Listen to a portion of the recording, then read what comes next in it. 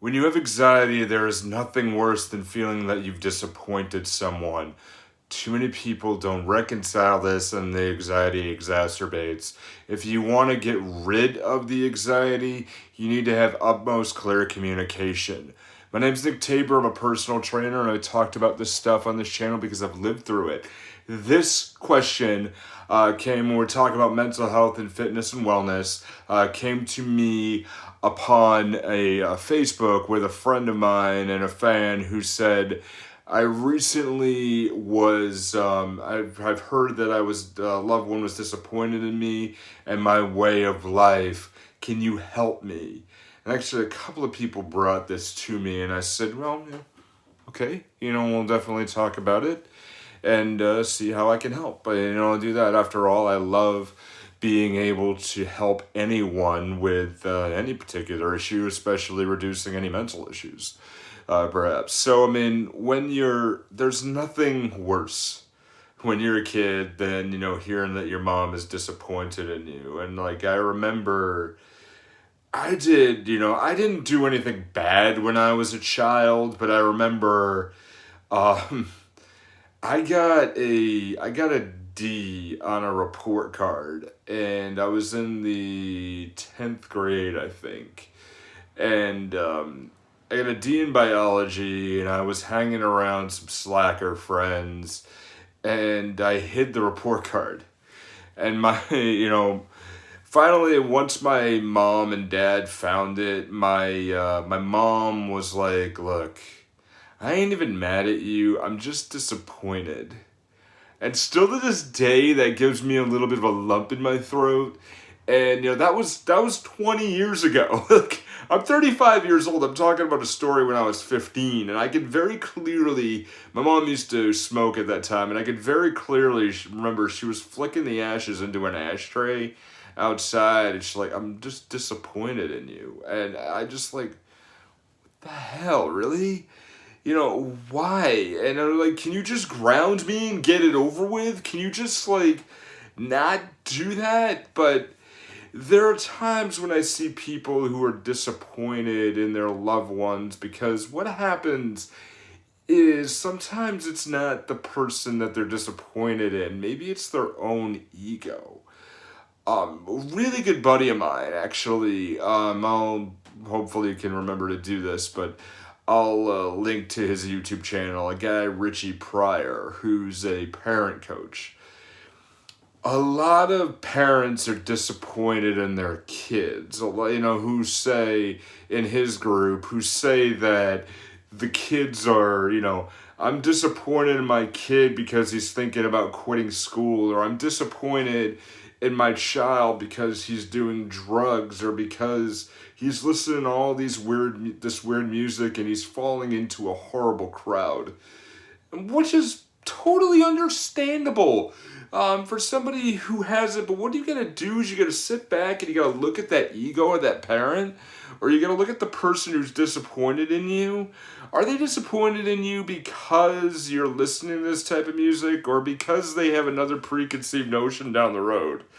If he quits school, then I'm going to have to take care of him for the rest of my life, and he's going to have to go out and get a job. But he'll never get a job because he's so damn lazy because he's quitting school.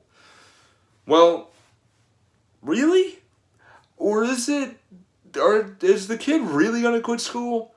Or is it the fact that you got your own thing in your head that you can't get out of? Then you got to go from there, right? I remember people being, my mom was disappointed in me when I hid the grades. Fine, that was a dumb teenage move that I did. But I remember at first my dad was super disappointed in me. And one last story, and I'll get to some tips.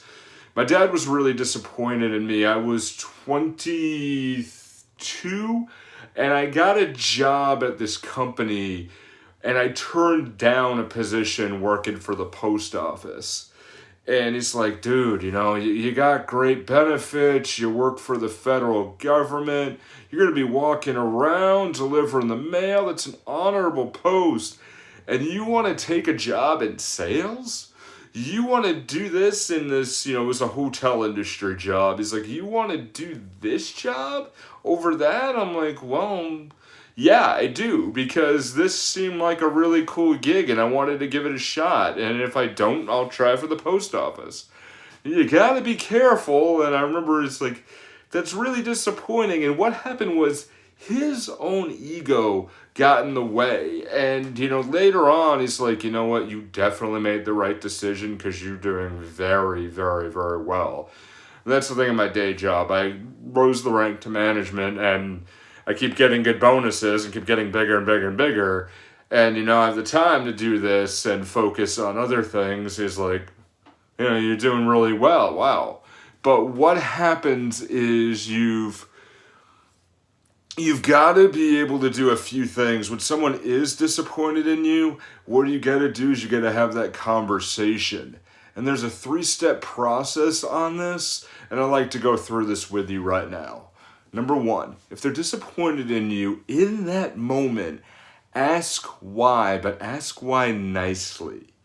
You've got to open up the conversation to say what happens. And if somebody, I believe personally, everybody is giving you feedback at any given point in time, but they're giving it with the intent that they want to see you do more, right? At least in their mind right now. They want to see you do more and they want to see you do bigger, better things.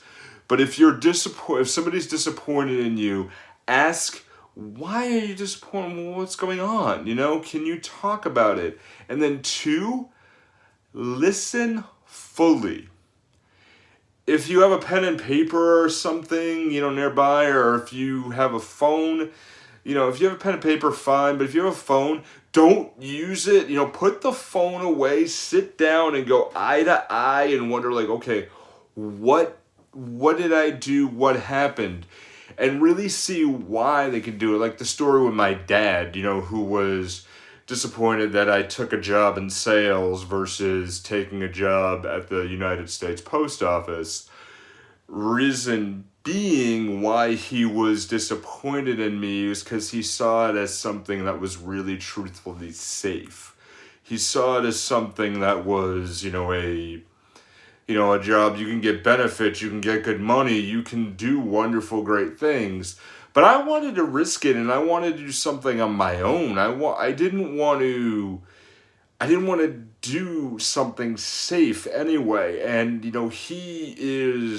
he was born in 1951 and he has a very different generational thought than I do, where sales is something that's risky, but it's a skill that can be learned. And I've sold a lot of things in my life. So I'm like, yeah, this is what I need to do. But I understood his perspective because eventually I was just out of college at that point. I had student loans coming in, and this is the conversation we had. And he's like, oh, I want you to be able to do it because in the long run, he was thinking about security and safety because he co-signed on my college loans. So I'm like, oh, okay, I get it. Not that he wanted, he didn't want me to default because, he had really no way of paying those bills on his own. He wanted to make sure I was able to pay them once they came in. And I did. I got it. I paid it off. It was fine. But then we're like, okay. But then once he understood the risk, he's like, okay, we do that. You definitely done your homework. Then we were good. Because number 3 is to talk about it fully. Well, yes, you've listened. You've listened intensely on what's going on and why they want to do it. But then give your perspective if they are ready. Are you ready to hear mine? Great, let's go. You've already had this cordial understanding that you're going to understand them. Now they're going to understand you, and you talk about it fully and get going. Like, why are you doing this? Okay, fine. You're not at a time, it's not a time to fight, but you want to be able to say, okay, I did this because X, whatever it is. And, do that. And once you come to an understanding on both ends, then walk away fully. You can't have any distractions. So put the phones down, shut a TV off, no distractions whatsoever because you're trying to get out of this common problem. And that's the disappointing of a loved one. So, and how to get over it.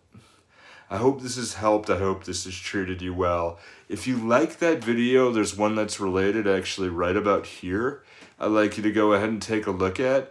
I want to continue to climb, and I'll see you in the next video.